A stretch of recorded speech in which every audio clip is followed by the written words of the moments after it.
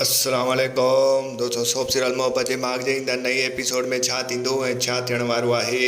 नई तफ़सीलात ॼाणण लाइ जेकॾहिं अव्हीं असांजे चैनल ते नवां आहियो त महिरबानी करे असांजे चैनल खे सब्सक्राइब कंदा, जीअं हर ईंदड़ नई ख़बर जल्द खां जल्द तव्हां ॿाहिरनि ताईं मुहैया थी सघे।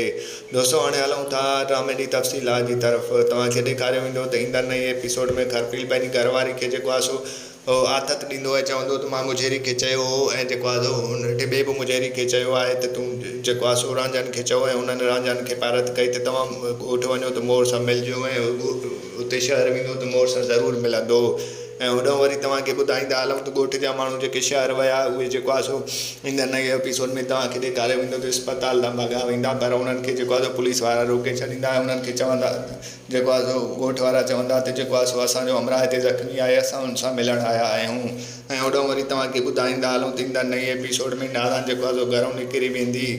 जी हाँ दोस्तों, तव्हांखे ॿुधाईंदा हलूं त रांझनि खे ॻोल्हण लाइ घरों निकिरी वेंदी, बहरहाल जेको आहे सो हू पोइ वापसि मोटी ईंदी ऐं हुनजी जेको आहे सो अम्मा ॾाढी परेशान हूंदी।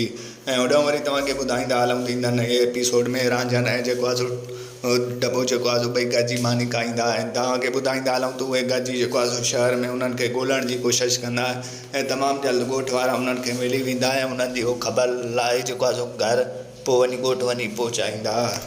ऐं तव्हांखे ॿुधाईंदा हलूं त हीअ ॻोठ वारा जेको आहे सो तमामु जल्द ख़ुशहाल थियण वारा आहिनि। जी हाँ दोस्तों, तव्हांखे ॿुधाईंदा हलूं त जेको आहे सो जेके माण्हू शहर वियल हुया उहे कमाए करे वापसि ॻोठु मोटी ईंदा ऐं तव्हांखे ॿुधाईंदा हलूं त ॻोठ वारा तमामु सुठी ज़िंदगी गुज़ारींदा ऐं होॾां कमीनो ऑफिसर जेको आहे सो पंहिंजी जेको आहे सो सौट सां शादी करण जे चकर में मोर खे मारण जी कोशिशि पियो करे, पर मोर हुन खां बार बार बची वेंदो।